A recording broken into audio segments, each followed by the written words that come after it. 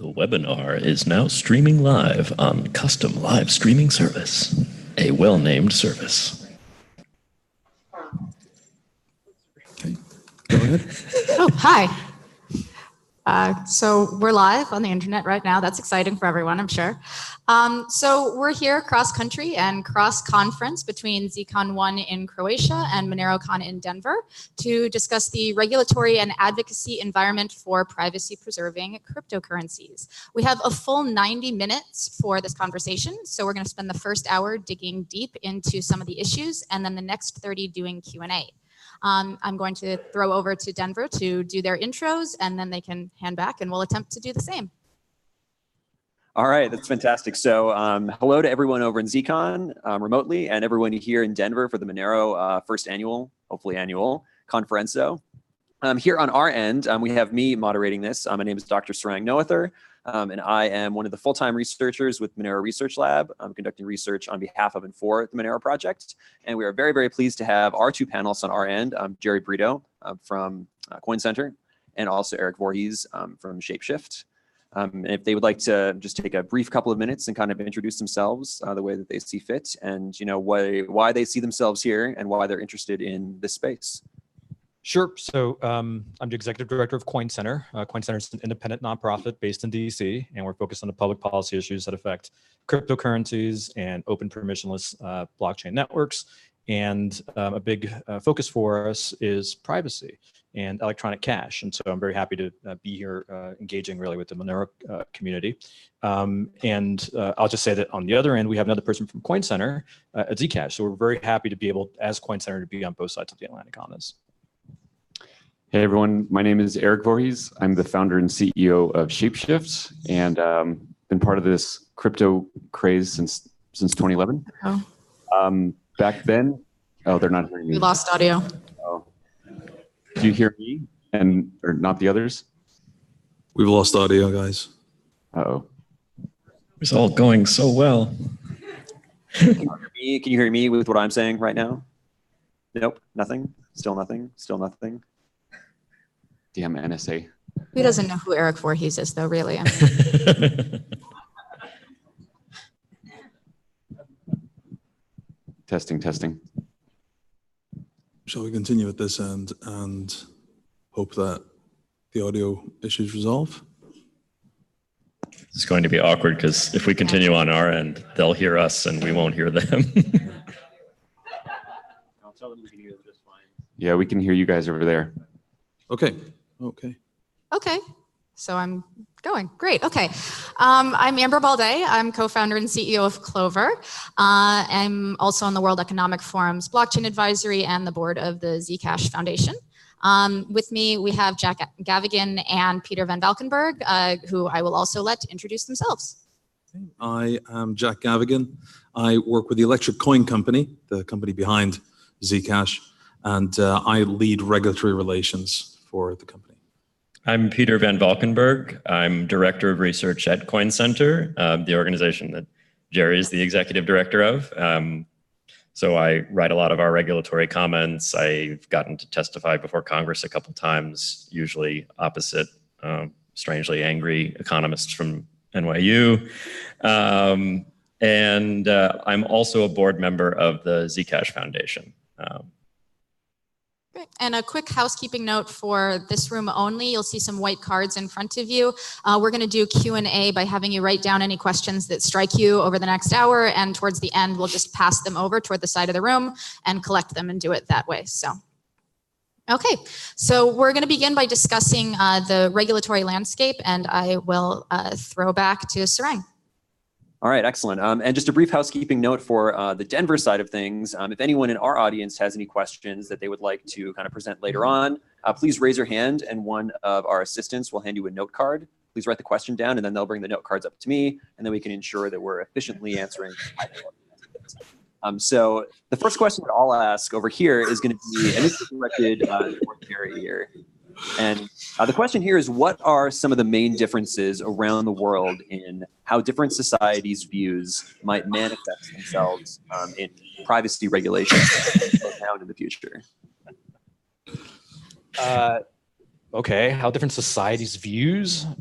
might manifest themselves. Right. I mean, we see, we hear a lot of things from different countries, for example, about what the regulatory landscape looks like or might look like. And I'm wondering how the views of those different societies might manifest themselves in how those regulations come about. Peter's freaking me out because he keeps laughing. You sound good now. Now we can't hear you. Great. So listen, I mean, when you talk about law in the abstract like that, it's very difficult. You have to talk a little bit more concretely about what law you're talking about. And typically, when you're talking about privacy, you're either talking about consumer privacy or you're talking about anti-money laundering type of regulation. And on the anti-money laundering side, which probably is the most on point, there really isn't much difference, in the world. And actually, just this week, we saw FATF, which is a global intergovernmental organization that makes up all of the different financial intelligence units.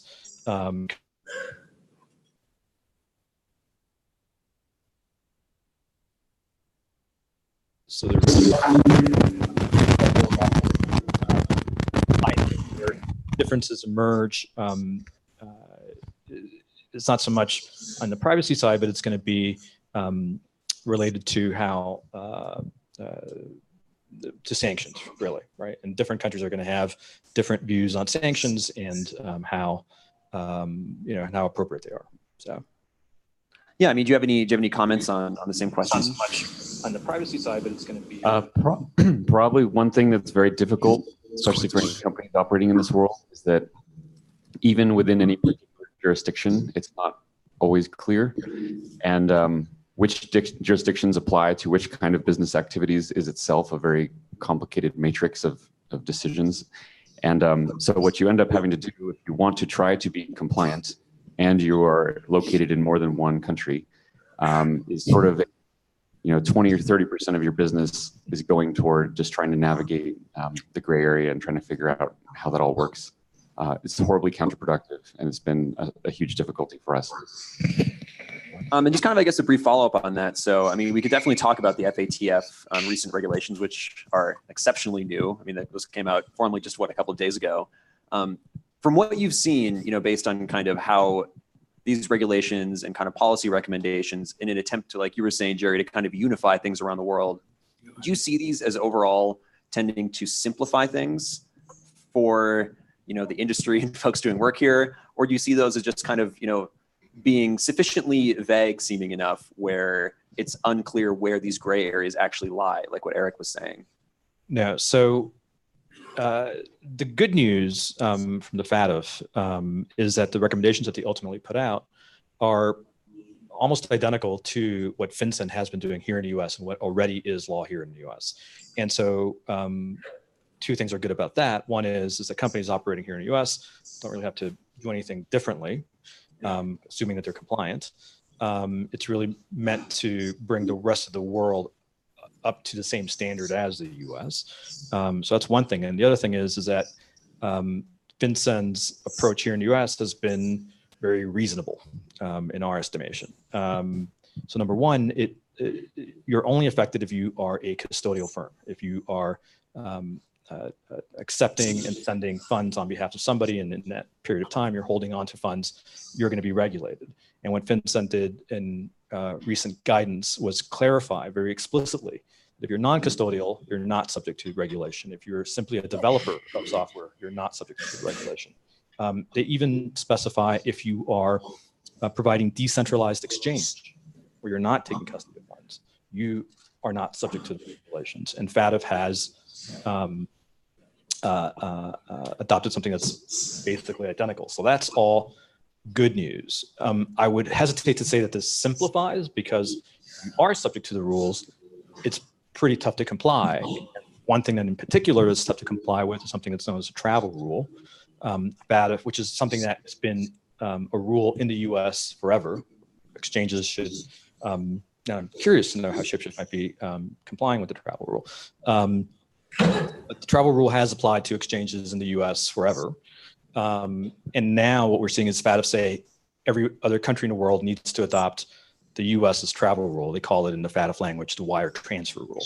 And basically what it says is this, is that if I have an account at Coinbase, which is a US-based regulated, BSA-regulated financial institution, and I want to send money to Sarang, who's got an account at Kraken, let's say, when I go to Coinbase and say send money over, Coinbase needs to send along with the transaction my name and information and Sarang's name and information to Kraken. And of course, that's almost impossible to comply if what I give Coinbase is simply, say a Bitcoin address and say, hey, can you send a Bitcoin from my account to this Bitcoin address? Coinbase has no idea where, whose Bitcoin address is this. It's something that in the banking world, it's very easy to comply with, but in the crypto world, it's not. And so now that's going to be the standard around the world. It probably is going to have to mean that there's going to have to be a separate channel among exchanges. Difficult, I think, to comply with. Yeah, I mean, in our particular model, we're only sending assets back to a customer, back to the one who sent them to us. So we don't have that issue. But it's going to be a huge pain for any kind of exchange, because there's no way that they can ever know, even if there's a second level of communication between some of these exchanges, that will new entrants in the market from being able to do that, because how do they get into that group and when and how? When you send back, you only send back, what do? You always send back to the same address as sent to you? No, it's in our terms that you can only send crypto. Imagine a world where we move to a world where exchanges only send back to you. They never send to each other. That actually encourages people to hold their own coins and send them peer-to-peer to each other. So it's kind of interesting what the effect of the regulation might be. Yeah, I think it's definitely going to be interesting to see how businesses and different kinds of industries evolve to meet some of these new regulations as they kind of get fleshed out. Can I suggest something? Maybe, I don't know if this is outside the script, but Peter's an expert on BSA and FATF, so maybe he has something to say to add to this. Yeah, I mean, if you'd like to go ahead and jump in, I think that'd be fun. That'd be fine. About what's coming next? I'm sorry, I can't hear your audio. FATF. What's that? The FATF question we were going to just later. What about the FATF? So, yes, Jerry had a question kind of passing back to Peter, if that's all right. It's fine. I guess what we were going to discuss was simply sharing all this customer data when fulfilling customer transactions down the chain might extend also to personal wallet management even. So how might that impact how individuals even have to know about and engage with that kind of law? Which law are we talking about? We're talking about the Financial Action Task Force. Okay, the recommendations that were released. And the travel rule, Peter. The travel rule. Oh, well, the best thing about the travel rule from standpoint of individual end users is that the travel rule only applies to regulated entities. In the US, BSA regulated entities, and for the European equivalent of the US travel rule, i.e. the wire transfer rule, in FATF's recommendations, VASPs, or virtual asset service providers, as defined in the newly defined term in the glossary that FATF released just 2 days ago. And those definitions, as I think Jerry was saying on his end, although I couldn't hear, are entirely focused on people who actually have at least transient custody of other person's virtual currency. And that means that even if someone is perhaps writing wallet software that's like a multi-sig wallet, and even if they are holding, say, 1 out of 3 keys in a multi-sig smart contract, they don't have custody. And FinCEN was quite clear about this fact in their guidance that was released last May. And we were a little bit concerned that maybe the FATF wouldn't follow suit, in particular because the United Kingdom began a consultation to implement its money laundering laws under the European Union's 5th money laundering directive, and suggested that we know that so this is me parroting the UK now, we know that the FATF is about to release its recommendations, and we know that they may want us to go beyond the EU money laundering directive and regulate more parties. And in that UK consultation, they said, maybe we should extend the scope of money laundering obligations, in other words, people who have to know their customers, to open source software developers, to persons facilitating decentralized exchange, and they had a couple other things on the list. And so while we didn't participate actively in the FATF recommendations, because from our understanding of them, they were going to be just fine, when the UK mentioned that they were effectively using the FATF recommendations as a sort of justification for going further, we said, okay, well, we definitely need to participate in the UK's consultation about how they implement 5MLD. And what we did was we wrote a pretty comprehensive comment to the UK, arguing that this would be a departure from US policy under FinCEN, so you'd be going well beyond US standards. It would be impractical entirely for people to comply with. Like, which open source developer in the Monero repositories or in the Zcash GitHub repositories or in the Bitcoin Core repositories is obligated to know all the people that use these networks? It's hard to even know what that would mean or how that would work. And we also argued that it would be effectively unconstitutional, according to the sort of unwritten UK constitution, which is, you know, a deep and long-standing respect for the rule of law. You don't have a written one, Jack. But much like Bitcoin's protocol, right? It's true, no specification, just a thing that's running, usually running. And also in violation of the International Covenant on Civil and Political Rights and the European Convention on Human Rights, for a couple of different reasons. Primarily, if you start mass surveilling people who use cryptocurrency by mandating that the authors of the software bake surveillance into the code, you're really doing the most insidious and complete bulk collection of data that you can imagine. This isn't collection from an entity who's established a customer relationship with somebody, opened an account for them, and is on some level of face-to-face interaction. This is surveillance simply because you chose to install some software on your computer. And that would be a radical departure. And aside from that, which are sort of Fourth Amendment concerns in the US and concerns with the similar articles in the international covenants, where you should have specificity with respect to who you're surveilling. You can't do blanket surveillance. That's a general tenet of the Fourth Amendment, and you can make these arguments with respect to international covenants on human rights. Aside from those Fourth Amendment-like arguments, there's also First Amendment and the free speech equivalents in international law and European law, which is assuming that people don't want to comply with this rule and bake surveillance into the software that they write. And I think it's right to assume that a lot of people in this room would be very vehemently in favor of not complying, and for the right reasons. Assuming people don't want to comply, could you compel them to comply? Could you say you must write code this way? That gets into a matter of compelled speech. And if you don't comply, can you actually ban the publication and distribution of the source code as it travels through the internet in the UK or in the US for that matter? And I think the answer is pretty unequivocally no. You know, there are limits to your free speech rights, but this would be, I think, extremely overbroad as far as quashing legitimate speech that is non-criminal. And so laws that do restrict speech need to be narrowly tailored to achieve the results that are desired by policymakers. And a law that says, no, you just can't share cryptocurrency software anymore, it's not narrowly tailored, because sure, it might stop the crime or the bad things that you want to stop. It also is going to stop innumerable legitimate use cases for this technology, chief among them being a bulwark against totalitarianism and corporate data collection, which are things that I think liberal democracies should be very much in favor of and learn to love rather than fear. So we sent that comment into the UK. I've sort of gone backwards in explaining some of it.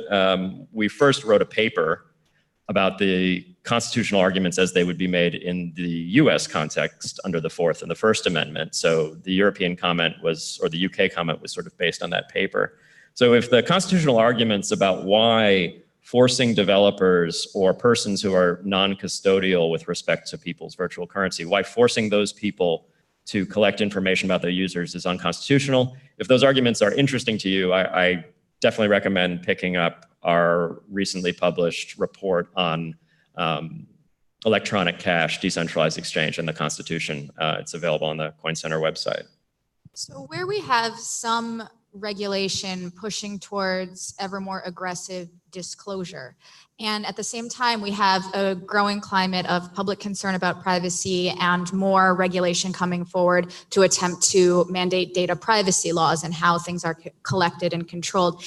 They're all coming from agencies that don't necessarily speak to each other and jurisdictions with different kind of personalities. So are we headed towards a climate where these things start to bump up against and potentially conflict with each other? Or is it inherent that finance and data will always stay in their own lanes?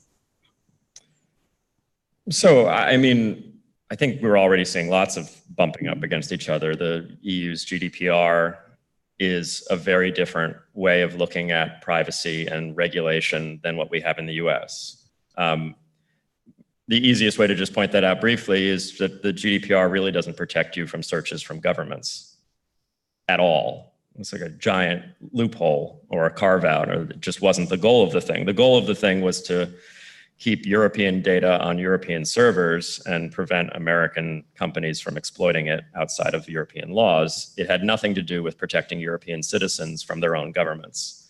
And that's a very American perspective of me to express, because in America, we're strangely comfortable, maybe recently with the interest that Congress has shown in Facebook and other big tech companies, but generally speaking, that aside, we're strangely comfortable usually with corporate data collection and extraordinarily wary of government surveillance. And so our privacy laws, to the extent we have them, are really all constitutional arguments. And the difference between just an ordinary statutory law and a constitutional law, broadly speaking, is that an ordinary statutory law regulates things like people and companies.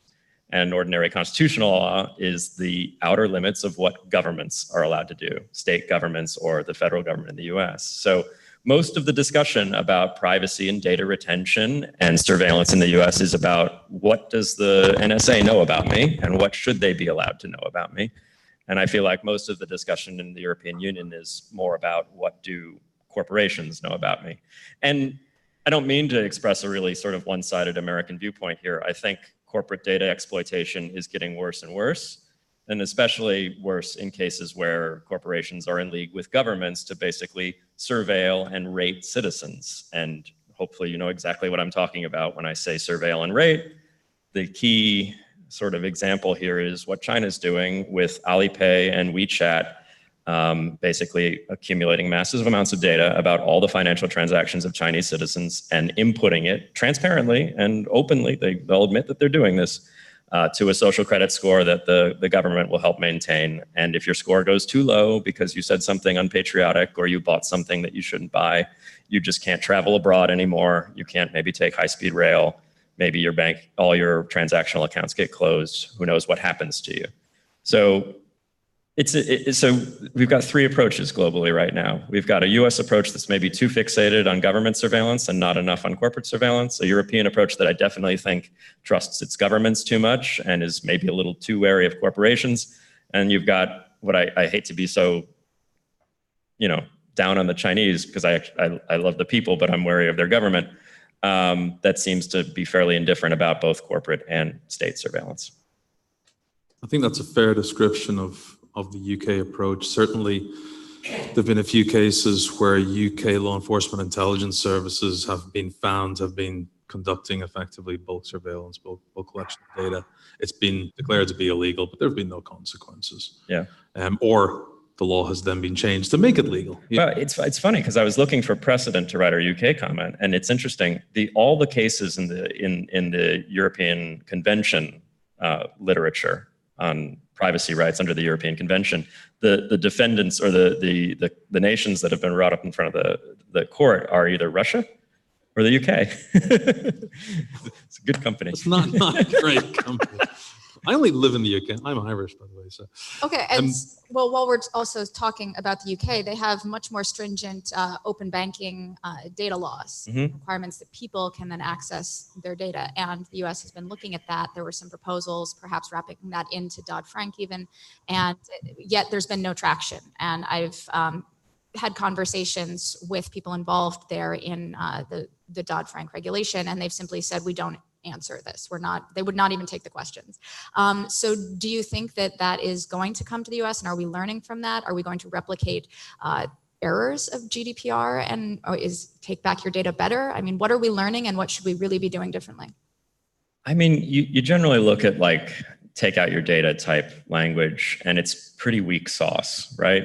So you look at like Dodd-Frank 1033, and there's all sorts of exceptions to when the company should give data to the customer. One of the big ones being it's just not commonly available in the regular course of business. Like it's too much trouble is basically what that legal language would probably mean. And I'm not an expert in the European open banking laws, but to me, this is the wrong approach. And the fundamentally right approach is not to expect governments to force corporations to make their data available to people. It is to replace corporations with open protocols that have their data available to the people. It's something that, thank you. It's something that Elie Ben-Sasson said at a speech in Stanford recently. He called inclusive accountability. So why do you trust your bank? Because it's audited by one of the big 4 accounting firms and it's chartered by a government. There's a few people who make sure that the bank is accountable. Why do you trust, if you trust the Monero or the Zcash blockchain? Because there's thousands of people around the world who can download the open source software, run it on a commonly available internet connected device, and check all the math. And yeah, there's still a barrier in the inclusivity of that accountability. You need to be fairly sophisticated to do those checks yourself. But this is a set of thousands versus a set of 1 or 2 or 3. So from my perspective, and this is my personal view, we've never really taken this issue of open banking on at Coin Center. I'm not optimistic about those laws because they'll always have sort of ways to weasel out and not share data that you should be sharing. I'm optimistic about technology that replaces the companies those laws would apply to. Okay. In Europe, the open banking stuff kind of, it grew out of a desire to spur competition amongst the banks. Then the UK spearheaded and took it further than probably the EU would have gone by itself, and took a leadership role there. The purpose of it was basically to allow customers to choose with whom their banking data would be shared, because it was locked up inside the banks. And in the UK, unlike other countries, the vast majority of the banking sector was controlled by 6 large groups, I think now 5.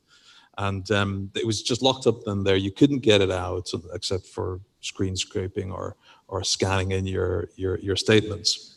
So it was the whole open banking work in the UK was about unlocking that data, making it available to third-party providers with the appropriate permission of the data subject, and unleashing innovation for people to take data, combine it, have a single view across all their accounts. I think in the US the company Plaid, PLAID, did something similar.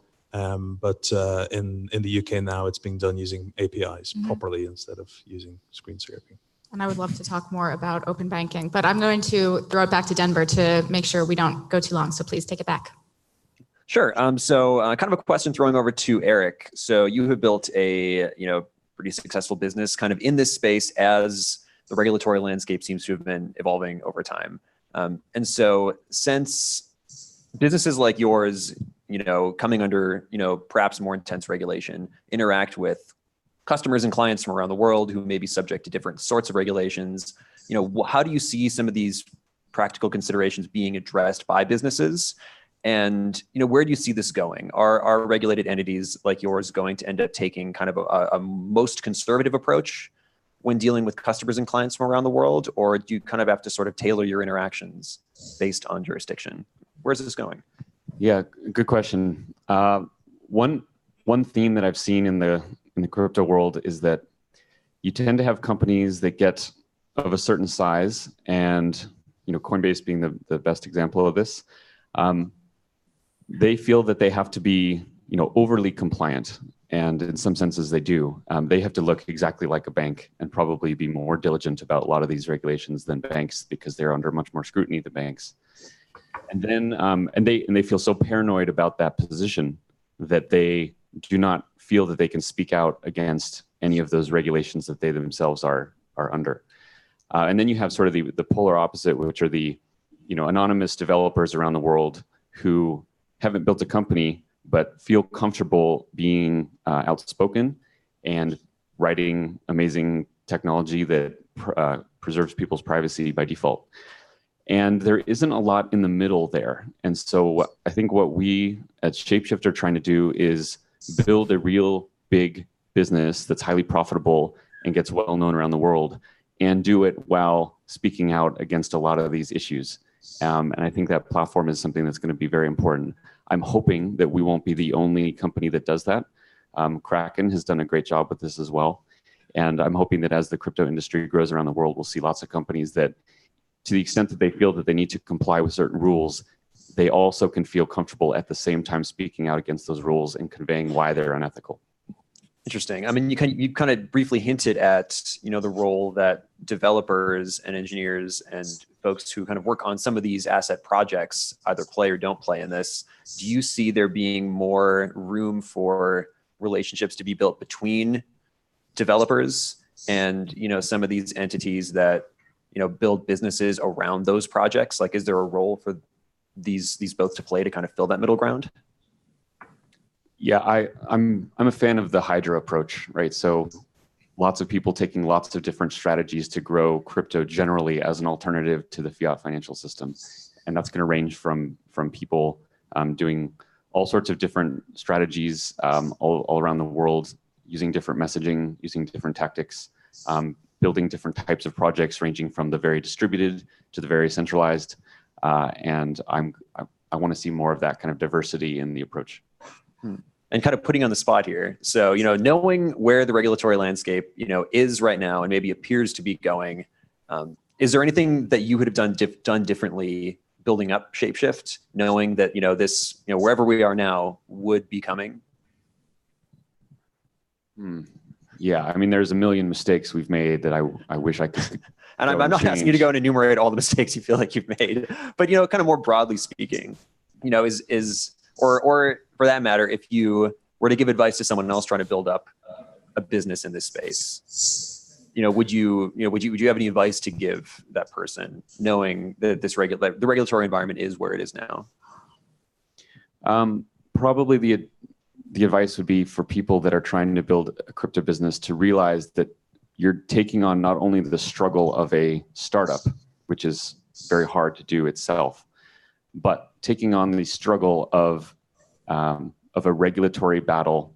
For many, maybe most crypto companies, they have to take on that challenge of a regulatory battle, which is immensely costly, carries certain personal risk to them, and dealing with both of those challenges at the same time. And just recognizing that is going to be the struggle you have to deal with, I think, ahead of time is very helpful to people. Probably that will scare a lot of people away from ever building. And that's really sad. That's really tragic. One of the most harmful parts of all this regulation are the unseen businesses that never get built, the unseen features that never get released, because people were too scared, too nervous, too frightened. They didn't want to go to jail and have their family ruined because they were worried some regulator was going to shut them down for trying to build something that protected people's privacy. That's a really tragic state of the world. And so it's really encouraging that it hasn't been shut down completely. Can I say, I think like an unintended consequence, going back to unintended consequences of regulation being as unforgiving as it is for lots of business models, is that I think that drives people to think about how do you build it in such a way where it's pure software, right? And you're not putting yourself at risk. And so that's kind of like a good unintended consequence that I think will come from this. Yeah, the life finds a way from Jurassic Park, I think is very, very prevalent in crypto. Crypto finds a way. It went great for Jurassic Park, didn't it? It went great for the dinosaurs. That's true. All right. Depends which side you're on, I guess. So now I guess we'll go ahead and pass it back off to Zcon at Croatia for more questions. Sure.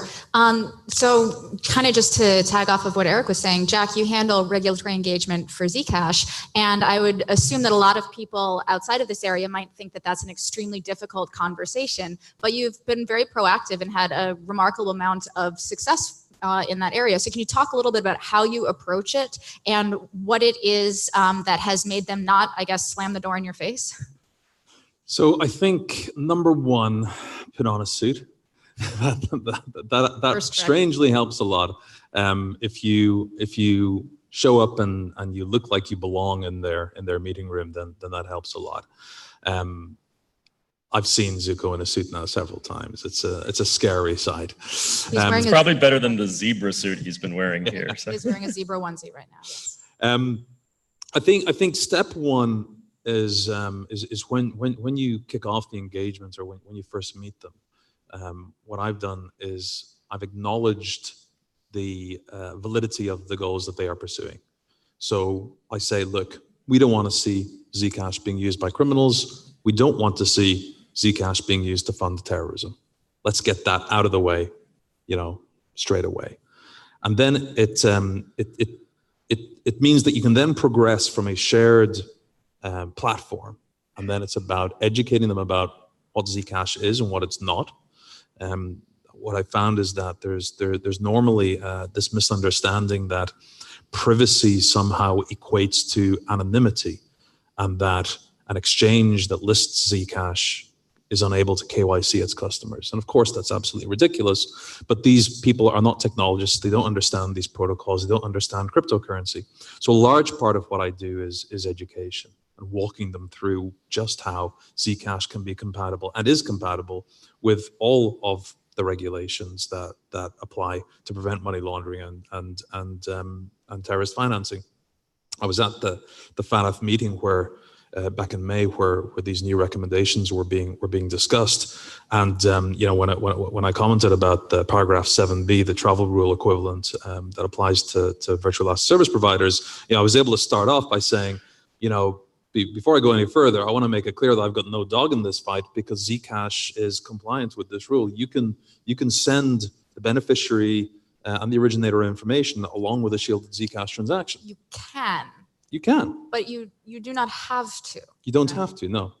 But it's an important it means distinction. so the big challenge that exchanges are facing now is it looks like they're going to have to build an entirely new messaging system, basically a shadow version or a crypto version of Swift in order to pass this information back and forth amongst them. It's a lot easier if you can just attach it to the transaction itself. So acknowledging the validity of the goals that they're pursuing, educating them, and then saying to them, look, how can we work together to make it easy for people to be compliant whilst at the same time maintaining their privacy? And really, when you engage in a constructive discussion like that, it becomes far more positive and far more constructive.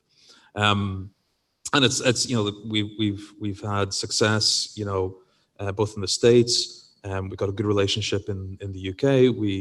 We're hoping to start to expand that. We're looking at Japan, where I think there's a misunderstanding about what privacy coins, as they're often called, are used for and what the purpose of them is.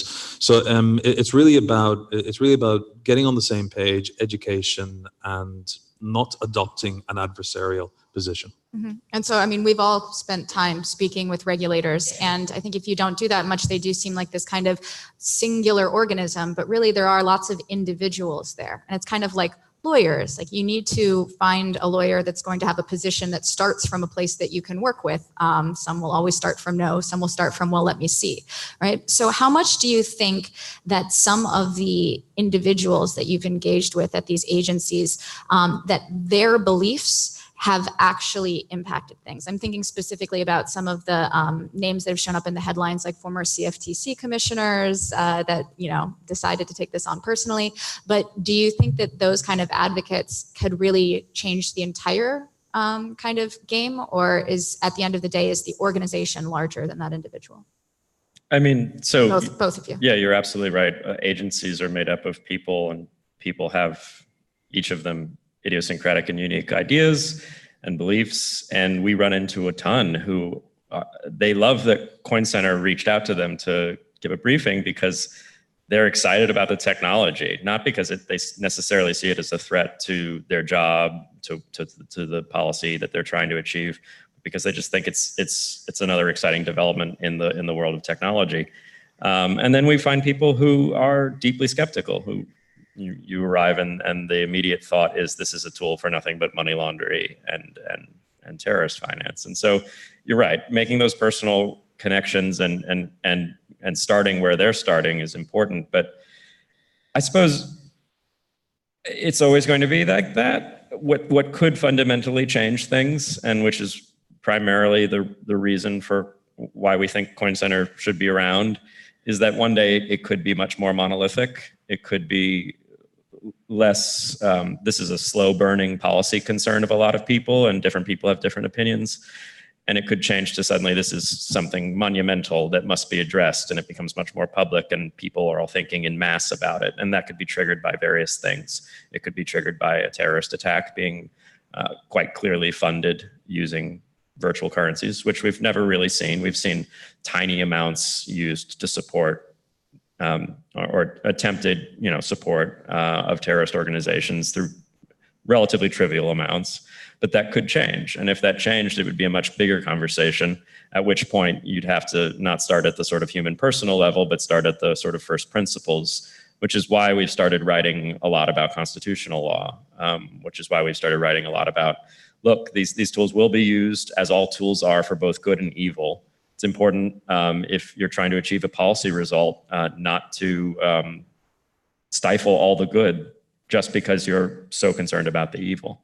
Another thing that could trigger a more monolithic policy conversation, and it might already be happening, is a major company deciding to release a cryptocurrency. So Facebook's Libra announcement has certainly completely changed the timbre of conversations in Washington, D.C., at least if I believe the headlines, because I haven't even been there since the announcement. I've been here in Croatia. But I think that's definitely, it could either be good or bad for the open projects like Zcash or Monero. It could, on one hand, give people who are skeptical of this thing a more obvious target, because they already don't like Facebook for privacy violations. And then we can say, well, yeah, and actually our stuff is truly private, rather than just having to trust Facebook.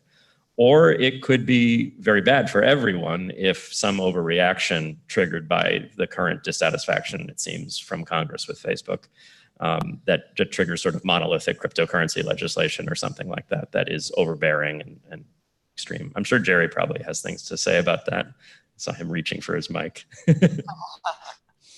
What I'll say is, I was saying this yesterday here, I've never seen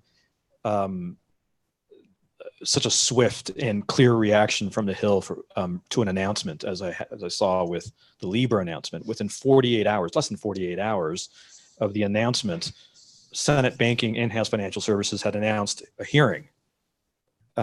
We're basically calling them into the principal's office, right?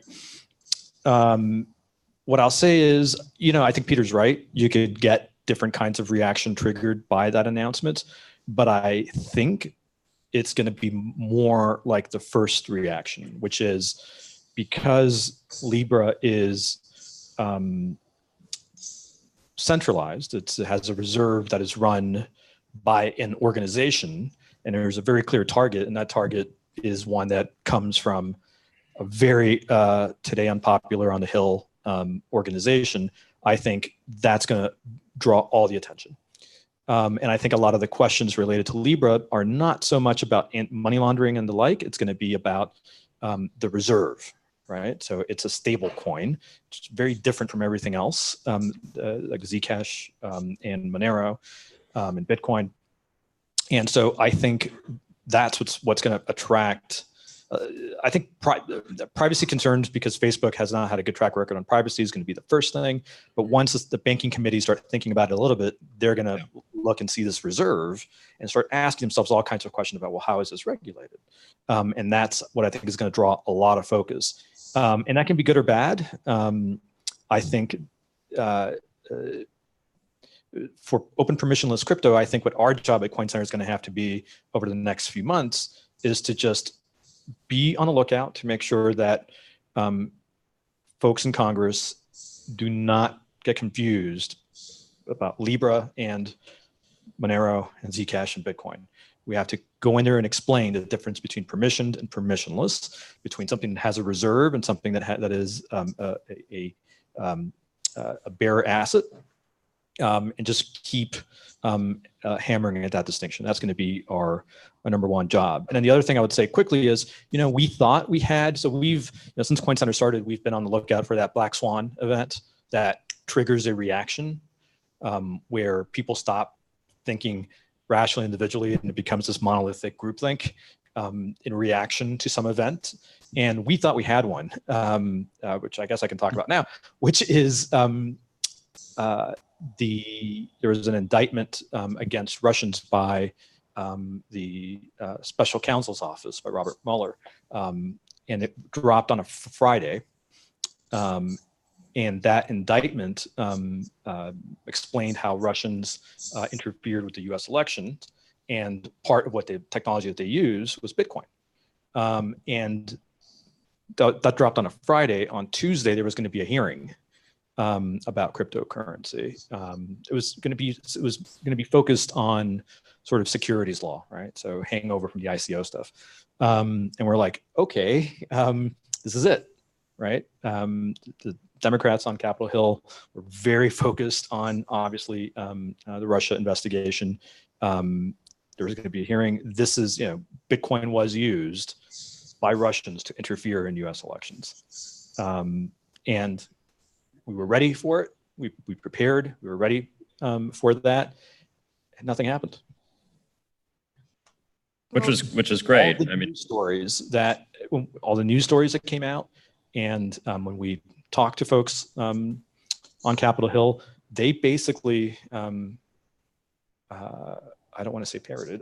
They basically talked about it the way we've been talking about use of this technology for a long time, which is this is a tool. You know what else the Russian hackers used? They used email, and they used PayPal, and they used planes because they came over here, right?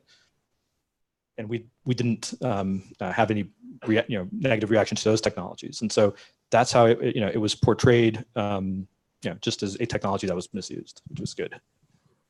That happened to be the congressional hearing that Tuesday that I testified at, and it did come up during the discussion, but we kind of got them by the end. I think the guy who kind of led the whole discussion had simply said, listen, as long as the criminals keep using Bitcoin, it sounds like we can trace it, and that's great. So they were happy about that. I did get a follow-up question and then a written follow-up where they were saying, but with something like these privacy coins, how are we supposed to do the same thing? So they are aware that there's a differentiation, and we can say that you can create a system where there is this kind of disclosure like Jack is talking about, but that's a very different thing than and they do understand the difference between we can force everyone to disclose, and we will never be able to fully satisfy that law enforcement question. Yeah, I mean, you asked before about the different individuals and the different agencies, and different agencies and regulators have got different focuses. The SEC cares about security law, FinCEN, Department of Treasury care about sanctions violations and money laundering, and the law enforcement care about catching the bad guys. Law enforcement are not there to protect our right to privacy. They're there to catch bad guys. So when you talk to different regulators and policymakers, the conversation changes. And in some cases, a good conversation to have is to talk about the consequences of wholesale breaches of privacy, and to couch it in the context of interference in democratic elections, which is enabled by,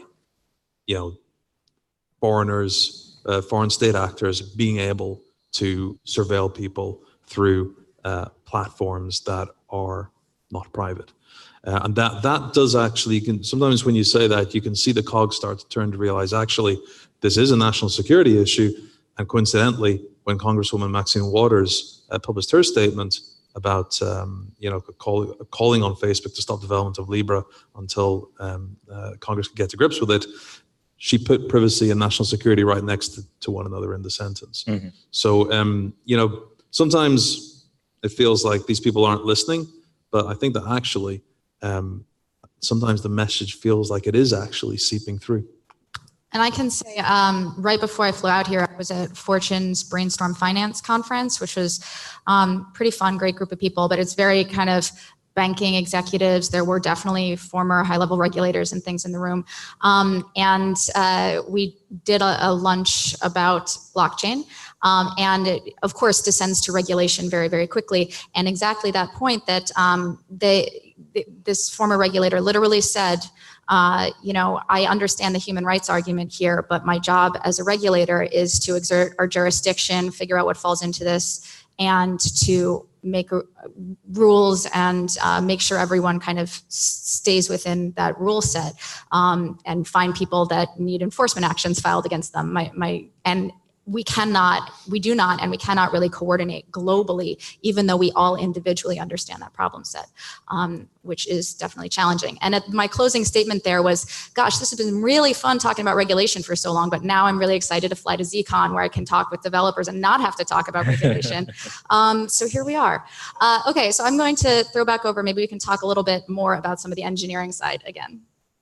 Yeah, so, you know, we've talked about kind of the advocacy perspective, the business perspective, and things like that. And a lot of this regulatory environment can kind of seem like a minefield where, you know, there's all sorts of new mines being placed all the time, and it's kind of tough to see where to go. So where, you know, if anywhere, do you see the role of people like protocol developers and engineers who are building these things? What role, if any, do you think that they should be playing in some of these interactions between the users of the assets and, you know, perhaps miners and exchanges and regulators and governments?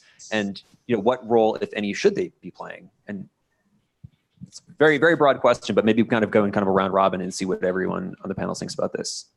Yeah, so a few things. I mean, I think number one, they should continue to build what they're building, right? Because that's really what matters, and that's what's going to allow people to do what they want to do in the world and not have to worry so much about regulation. So continue to build what you're building, but as you do that, one thing you might want to do is try to stay abreast of what are the regulatory pain points that people who are trying to do different activities at a layer above the protocol might be experiencing, and ask yourself, is there a way that you can basically have code eat that?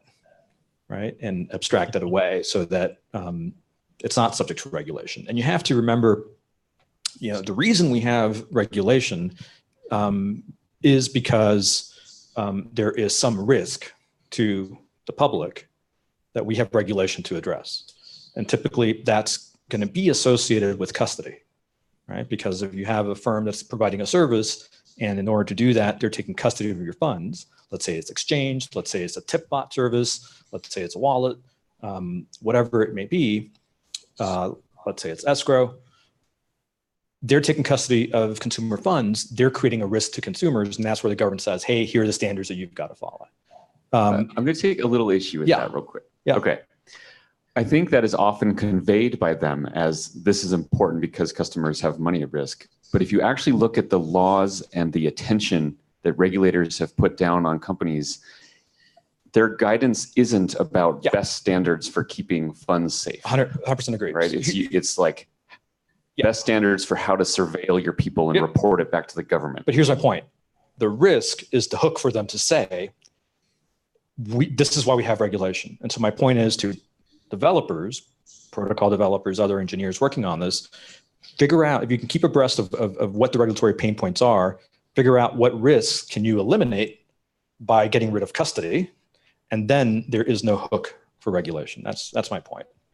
I mean, anything comment-wise to add, Eric? Since you know a lot about custody and non-custody and what you do. I mean, one thing I'm a little, I guess cynical on is, the early version of Shapeshift, we didn't have user accounts and we didn't do KYC. And it wasn't, the goal wasn't really so that everyone could be anonymous. The goal was because that actually helped protect people.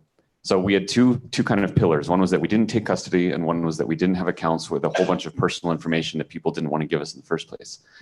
I felt very proud of building that because it protected people in a world where data breaches happen all the time, ranging from small companies up to Targets of the world and the IRS and the federal government itself. To be able to interact online with people without taking their personal information seemed like a huge benefit for the world, like a great achievement. And yet that is completely cast aside because regulators actually don't care about protecting consumers. They don't actually care about that generally. They use that as a pretext to control and surveil people.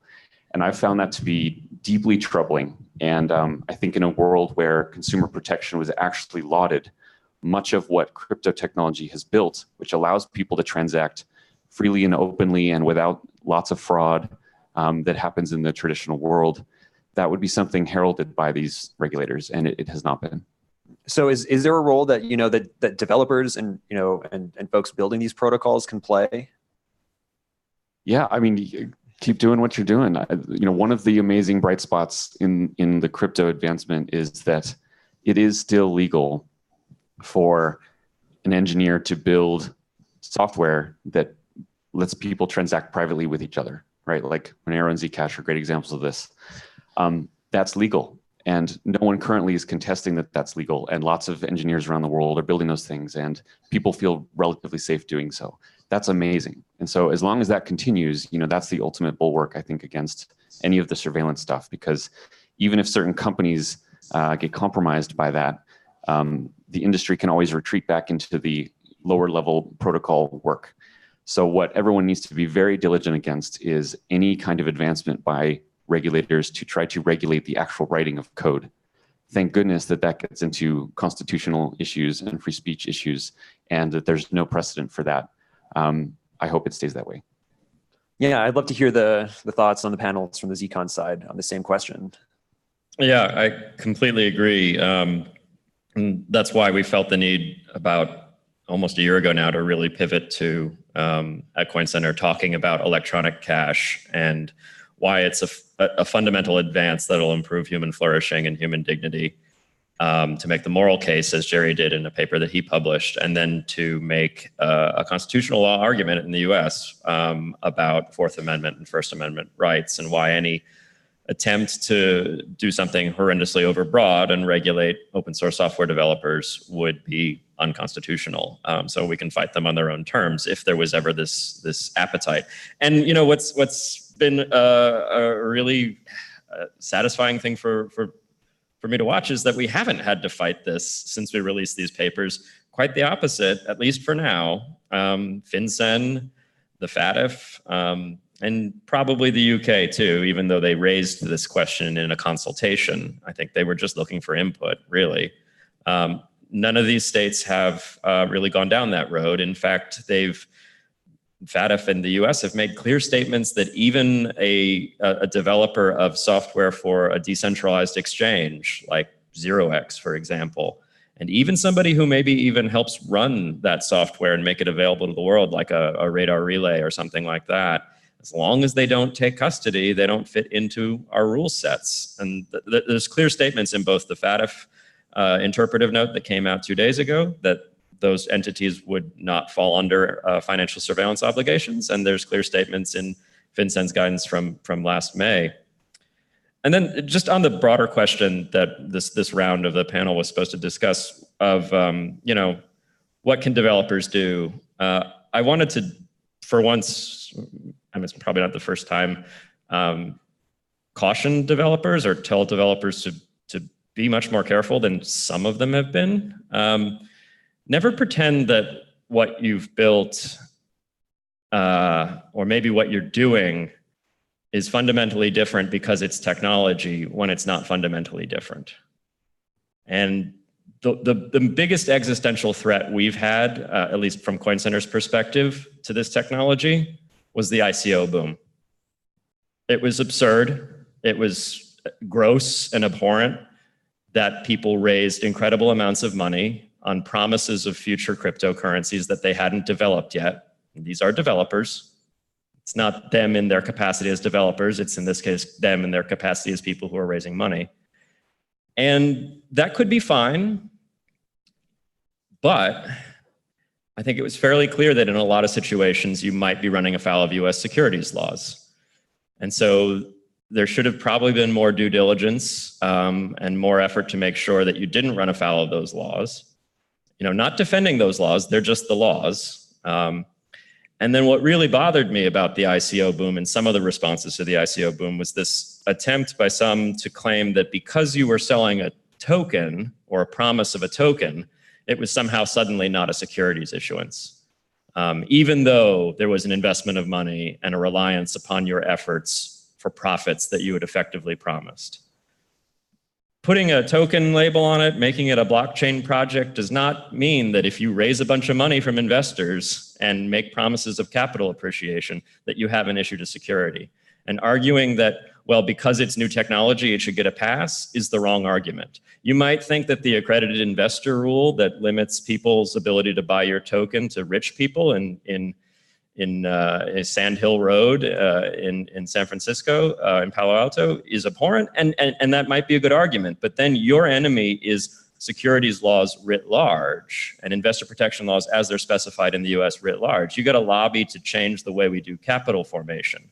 You don't lobby because it's cool tech, I shouldn't have to comply with securities laws. So that's my flip it and say something critical of maybe some developers. Plenty of people didn't do ICOs, of course. Luckily, not everyone. If you're in this room, just go ahead and if you had a question that you wrote down, I think Anthony and Josh have picked up most of them, but make sure that they get them. We're going to start Q&A here in a second. I think Eric wanted to. Yeah. Yep. I'll take up the mantle of defending the ICO boom to some degree. Surely a whole bunch of crappy projects got way more money than they ever should have, and people should have been much more diligent about which projects they funded. All true. And there's certainly plenty of fraud and scams. All true. There are also a few shining lights there. And of course, the best example of this is Ethereum itself, which ran the biggest token sale that had ever happened up to that point on essentially a promise of something that hadn't been built yet, on huge hype. And they delivered, and they actually built one of the most important cryptos the world has ever seen. They've changed the world. And I'm glad that they did that. I'm glad that they didn't spend 5 years trying to navigate securities laws instead of releasing that and actually just going forward. So yes, maybe 9 out of 10 examples are bad, but those rare ones that actually raised money and built something great, I think those deserve to be noted as well. Yep, and I'd like to sneak in one question off the back of this discussion as well before we move into the audience questions. But this is really, we have this idea that every technology can be used for quote unquote good or bad, as though that kind of delineation is such a bright line. But certainly a lot of technologies, I would wager all of them, can be used for many different purposes. And we often hear the argument that technology itself is neutral, or that developers should be neutral. Do you think that that's actually a good argument to make? Or should we actually be asking creators of this technology, whether you're a developer or at some other point in the supply chain, should we be telling people that in truth you really cannot be neutral? If you're working on a project like one of these, you simply will never be viewed as neutral, and you have an obligation to almost advocate through what you create, or no? What's the right? I mean, not if what you're doing is publishing code. It can't be a legal obligation to publish code of a certain type, because we're not talking about a legal obligation here anymore, though. We're so talking about moral ethical. Yeah. Probably. I guess that's not my field. I think it's fair. I finally found something Peter won't talk about. I think it's fair. My fear is if you get into a position where a centralized entity like a government is telling people what is good and bad, and with regard to writing code, that's game over. Because even something that seems to have absolutely no legitimate purpose, like a computer virus or That has a purpose. or a spoofing algorithm, legitimate purpose. Even something that seems to have no legitimate purpose, we need to have free speech protections for those hideous things, because people need to be able to talk about them to stop them. A proprietary trading firm that has an algorithm that will spoof markets might be doing it because they need to train their AI to identify other people spoofing transactions on markets. The fact that they developed their version to train their AI should not subject them to any legal obligations. They might have a moral, ethical obligation to keep that thing maybe confidential, not share it with their friend who they know is a known criminal, all kinds of things like that. But when you get down to the question of whether people can or cannot write something on paper or in a terminal window, it can't be a distinction, I think, made by governments, because that's the road to totalitarianism and the end of free speech. So Jeff, do you think that, just to phrase it, do you think that developers are naive if they do not consider adversarial uses of what they create? I don't think they're necessarily naive. I think they should. They should think about the uses to which that technology will be put. But there's a difference between speech and action. And code is speech, and then the action is what you use it for. The analogy that I sometimes draw when describing that technology's neutral position is that you can use a kitchen knife to stab someone, or you can use it to chop vegetables. The fact that you can use it to stab someone doesn't mean that we should ban knives. That would make life very difficult in the kitchen. It's that some technologies may end up being skewed or may end up being so heavily used for criminal purposes that their creators should maybe think again about their actions. I remember chatting about this with Brian from Obi-Wan, the creators of OpenBazaar. We were in London, and a journalist was asking us about how we felt about the fact that Zcash and OpenBazaar were potentially being used by criminals.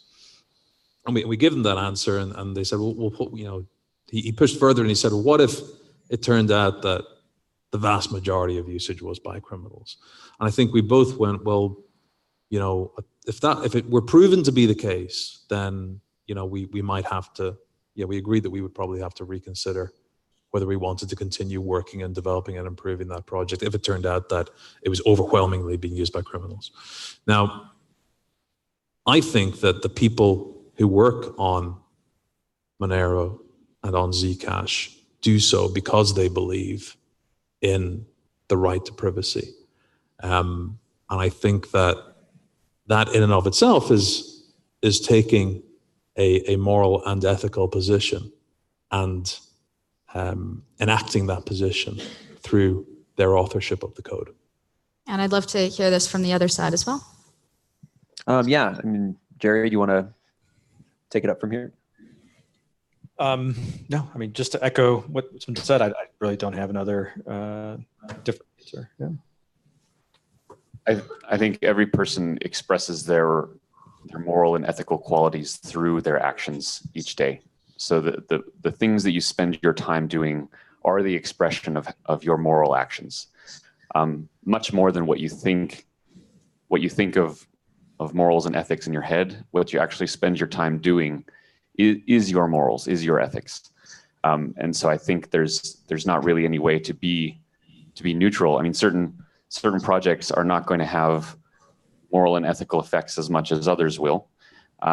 But certainly whatever you're doing is that expression. And I think that's hugely powerful. That's why crypto has taken off, because millions of people around the world find this stuff to be profoundly important for humanity, and they've put their time and energy into it. And so I love seeing that, and I think that should continue. And I would say this too, that people, developers who are developing the software, they're doing it because they believe what they're doing is good. I think it's going to be a very small minority of people who are developing these things because they actively think this is going to be bad for the world, or going to be doing harm. And I think even when you try to judge somebody, and say, is what they're doing have a net positive in the world?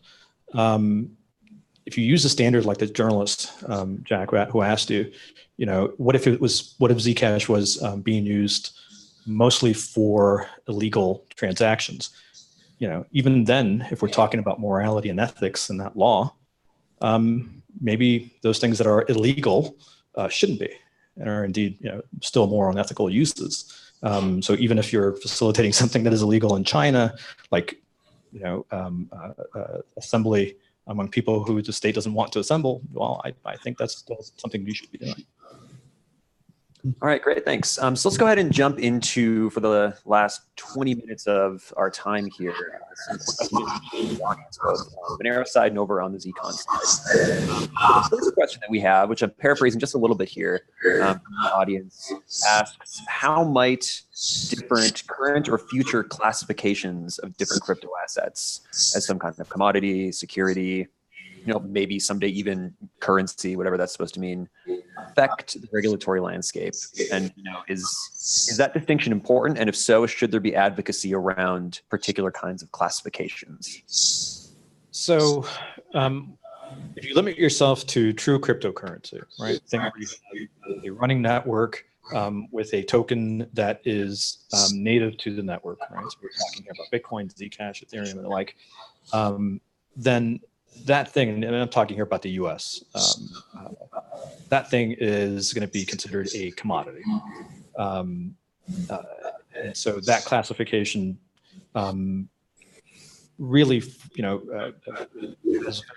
bearing on what users do. It has, the only bearing it really has is for markets. If they're going to be offering futures, it's going to be regulated by the CFTC. Also, the CFTC, it does not supervise cash markets, spot markets for these things, but it does have sort of anti-fraud authority, right?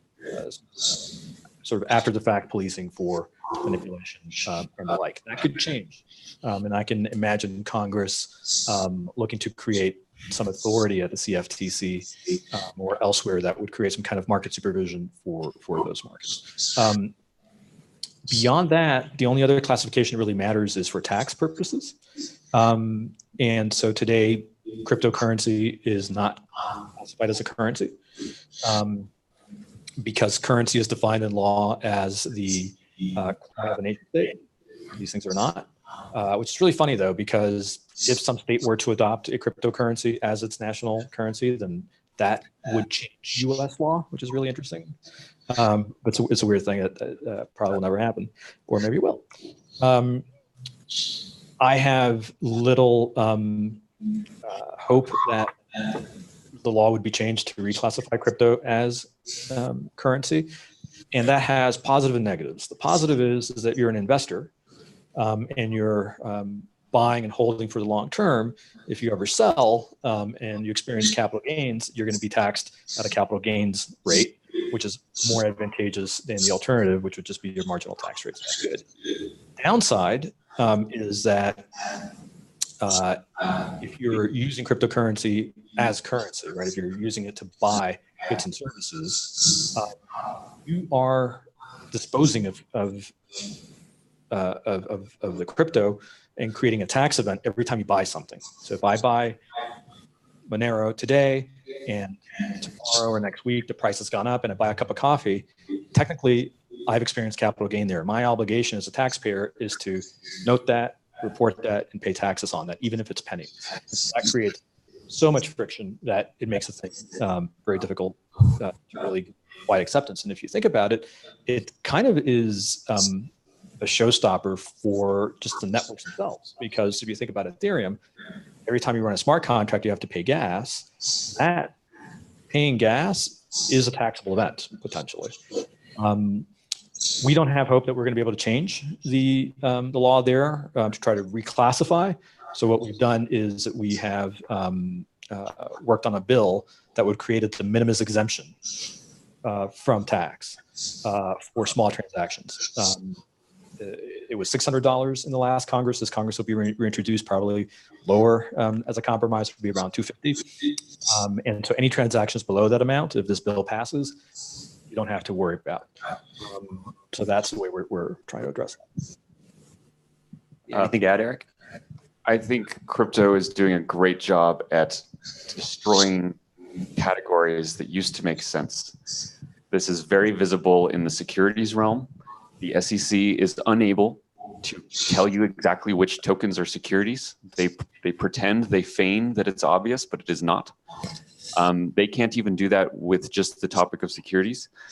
The fact that Bitcoin came out before CryptoKitties meant that the New York BitLicense classified CryptoKitties as a virtual currency, and it is illegal now in New York.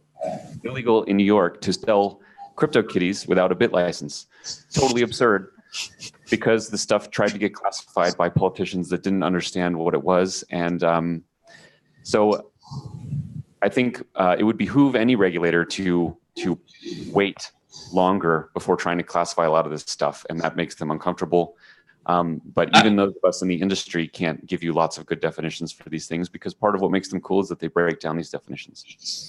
Yeah, I think just briefly on the broad topic of whether you want classification or not, you don't. And that's not necessarily something that's totally new to cryptocurrency. The best laws that we have are laws that are activities based, that regulate people doing something with things in the world, because laws should regulate people, they shouldn't regulate things. And so in the anti-money laundering context, despite us sort of, treating that as the main topic and a big threat or something like that, things have been pretty good, because in the US and abroad, the anti-money laundering statutes are based on activities. Did you transmit money for someone else? And there's been, I think, reasonable progress in developing a definition of what that activity means in the context of virtual currency. It means, at least transiently, having some of the virtual currency on behalf of your customer and helping them give it to somebody else. And that creates a surprisingly bright line standard that makes for pretty easy compliance for people to figure out whether they are in or out of an anti-money laundering regime. And I think the outcome has been great, that we now know for sure that open source software developers and non-custodial wallet providers and even people who write DEX software or might run DEX servers for central order books are, generally speaking, not holding from one person and giving to another, and therefore not regulated. Securities laws are a bit of a mess, because we constantly think about this classification. It's a security or it's not. Although the actual test for whether something's a security is an activities-based test. It's, did you have an investment of money with an expectation of profits relying on the efforts of a third party or promoter? And yeah, maybe the SEC has been a little slow for some people's tastes with defining what that activity means in the context of a metaphor with cryptocurrency. But I actually think they're doing a pretty good job for, any government agency that's faced with this massive explosion of investment interest in this exotic new instrument, and having to learn a lot about, the differences between, say, proof of work and proof of stake, and a pre-mine versus a no pre-mine, a pre-sale with a pre-mine, a pre-sale. It's not an easy task. Okay, let's do one from the audience here. I'm merely a pass-through entity on this question. Okay, so what must happen to Libra in order to take down Facebook? Or alternatively, what must happen to Facebook to take down Libra? I guess, aren't they the same? Oh, right, the Libra Association's different. Well, the Libra Foundation is separate, but I believe we're just speaking in general about, Facebook right now is still a larger entity. Anyone can go ahead. This on again? Yeah, probably the right answer there is that we can't answer that until we see how Libra is actually deployed. And also it will be different on day one than it is 10 years later. So allegedly, from what they say, it's going to start a little bit decentralized, out of their hands to a little degree. And over time, it may become out of their hands to some degree. We don't know what degree that will be yet. And so we don't know how closely tied Facebook will actually be to Libra or not. Yeah, I think there's a lot of unknowns.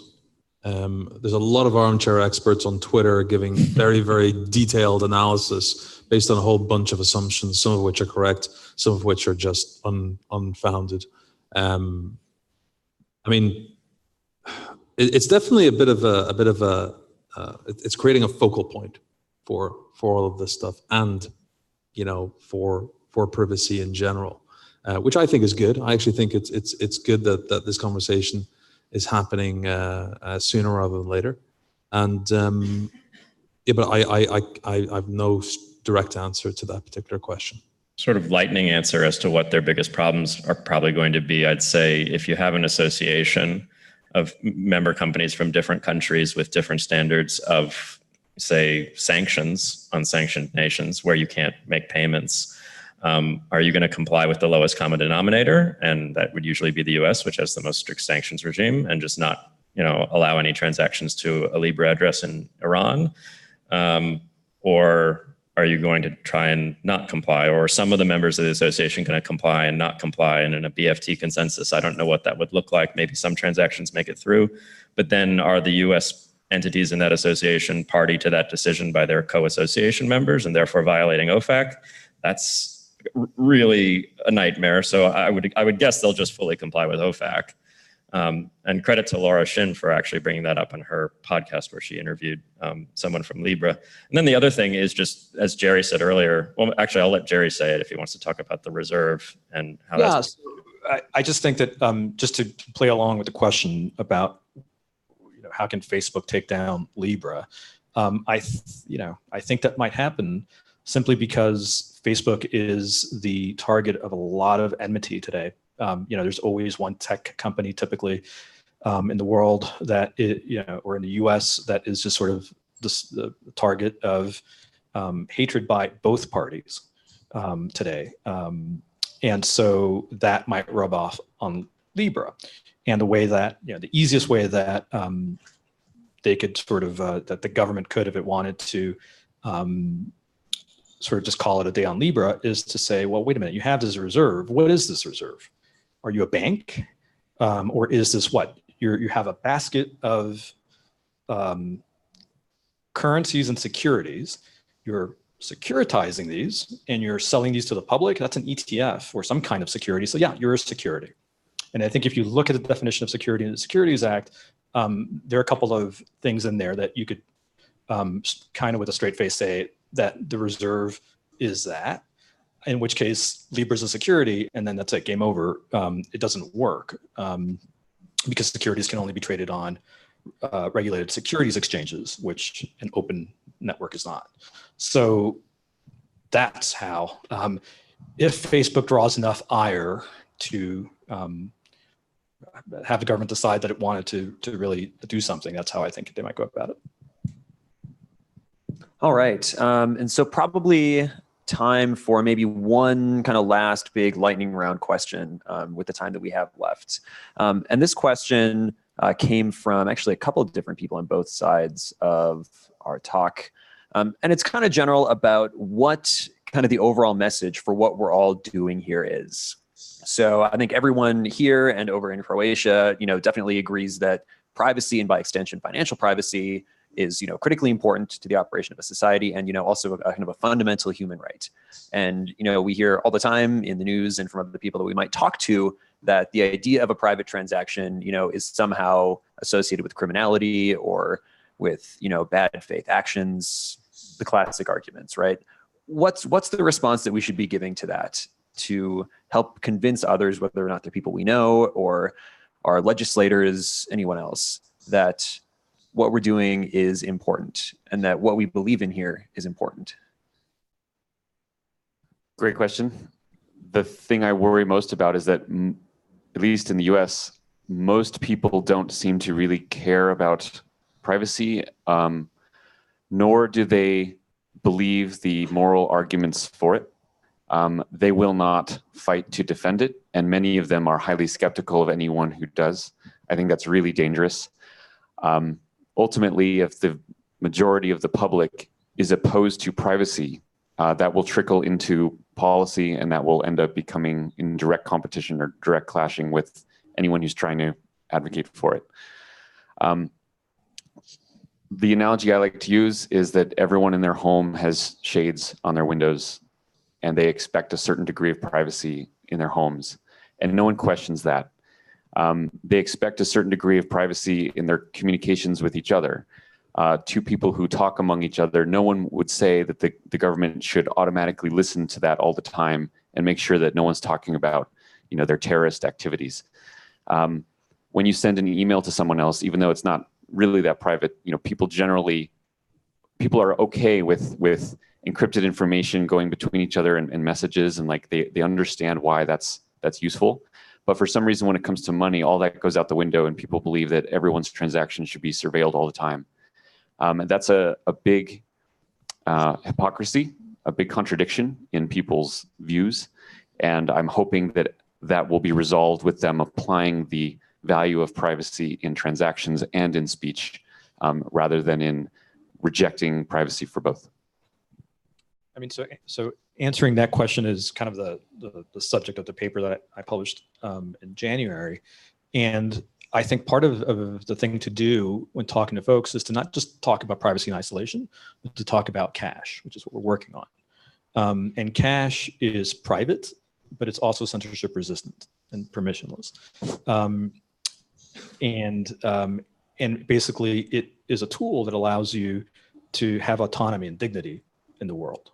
And you can, and it's an escape valve from a world in which if you have no cash, you have no way of acting in the world without being watched, and without having the possibility that you can be stopped from doing what you want to do. And I think when you explain to people in those terms, they begin to sort of think about their implications, because everybody uses cash, and they can understand that they might not always want to be watched. And I think what you can do is sort of draw a distinction between the kind of open society where you can where you have autonomy and dignity, with a society that is not open and where everything is surveilled. And so China just happens to be a good foil for that.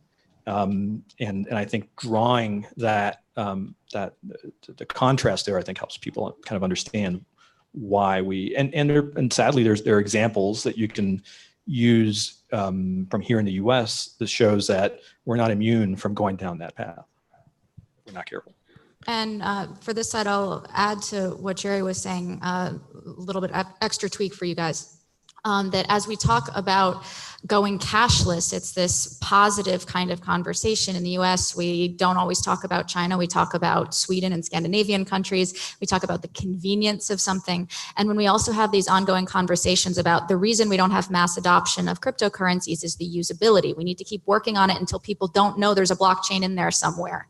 So if we're trying to just make it indistinguishable from Apple Pay, then how do we continue having that conversation to differentiate that cashless and digital access to public cryptocurrency as digital cash are not the same thing? Yeah, you're totally right. I was talking with a guy who runs a really beautiful olive plantation on Brac here in Croatia. My wife and I did a little holiday beforehand, I'm not ashamed to say. And he saw a shirt that I had that had Bitcoin on it, not my Zcash shirt. And he said, "Oh, you like Bitcoin?" I was like, "Yeah, I think it's a good technology for enhancing freedom and for, making us be able to pay each other directly again." And he said, "Really?" Because we had just paid, and he doesn't take credit cards. And lots of places in Croatia do not take credit cards. And you get the sense that it's not just because banks won't extend credit, it's because there's a pretty deep-seated distrust of credit cards as a technology, because why would you bring this third party into your life? Why would you bring this bank into your life when two people can face each other and pay each other? And he had the notion that Bitcoin was probably like that. Why would you bring this Bitcoin technology and whoever's behind it into your life? So what was difficult to convey, and I don't think I did a great job, I think I did my best, is that, well, actually, it's software on your phone, and you have software on your desktop at the museum, the olive oil factory museum, and it's going straight from the phone to the desktop. We had a great conversation, but the prejudice that a lot of people come to with this technology, and rightly so, because all technology is financial except cash, have progressively eroded their privacy, is that a new technology is just going to be a new middleman, a new master, and a new person to comply with the totalitarian government and pull their liberty away. And in the case of Bitcoin, you could argue that's true, because it provides the totalitarian governments with that ledger of every single transaction. So at least it's censorship resistant. So we shouldn't rag on Bitcoin too much. Is at least there's no government that necessarily could, at least without tremendous expenditure of resources, step in and stop people from using the network. But they could certainly learn a lot about the people who do that, which is yay, Monero, Zcash, and Mimblewimble and Grin and everything else. And then the other brief thing I wanted to say was just that story there, from cash to credit cards to big data to cryptocurrency, we should be branding this not as a radical new idea. This is a tradition-driven idea. What is radical, what should be deeply questioned by everybody, is the idea that you can only pay through a system that collects information and that all that information will be aggregated by powerful parties. That is a radical plan for the future that we should criticize with all the energy we have. And the plan for the future that Bitcoin and Monero and Zcash have is a return to peer-to-peer, face-to-face transactions that build communities, that build economies without creating that liability of some super powerful person in the middle. Or the rent extraction. Or, yeah. So Jack, how do we prove to people a negative, this kind of the value that this information was not disclosed? How did we make them feel that when they don't really feel their data being siphoned from them every day then? So you point at incidents where security or privacy breaches have had consequences. The obvious one is the last US election. I thought it was totally fine. I read something, it was actually okay. You point at things like the Equifax breach. You ask them whether they would like anybody, ask them whether they would like every bank in the world to publish every single transaction onto the internet, so that if I know your bank account number, I can go and look up all your financial activity. And finally, I point to legislation. So in the EU, there's the GDPR, which places has been enacted to protect individuals' privacy. And in the US, I've got an example here in front of me, which I'm going to read out from the Gramm-Leach-Bliley Act. And it says, "It is the policy of the Congress that each financial institution has an affirmative and continuing obligation to respect the privacy of its customers and to protect the security and confidentiality of those customers' non-public personal information." And in a world where centralized financial institutions in the form of companies and banks are being replaced by decentralized financial software structures and networks, I think that still applies. And I think people who create these networks, whether it's us in the Monero and Zcash communities, whether it's in Bitcoin, I know that Vitalik's been talking recently about ways of adding privacy to Ethereum, or indeed, Facebook with Libra. I think we all have a responsibility to protect our users' privacy. It's such a wonderful note to kind of come and conclude on. And I can say that, it was complete coincidence that Zcon and MoneroCon happened to fall over the exact same days. But it is good to know that there is this fundamental base of things that we all seem to really agree on and communicate with each other about. And so it's been a real pleasure both here and to speak with you virtually. So I'll let you wrap as well. Yeah, absolutely. I think what we're all trying to do, even though it may be using different kinds of technology and different approaches, is I think go toward the same goal of financial privacy and everything that we've talked about that implies for society and for individuals. So huge thank you to all the panelists and to everyone who has participated in the audiences here, over in Croatia, or watching online. This is great, and I hope we can continue this kind of collaboration to, spread the word about what we're doing and why it's important in the future. So thanks to everyone. Thank you. All right, we'll go ahead and disconnect from here. So thanks to everyone who participated.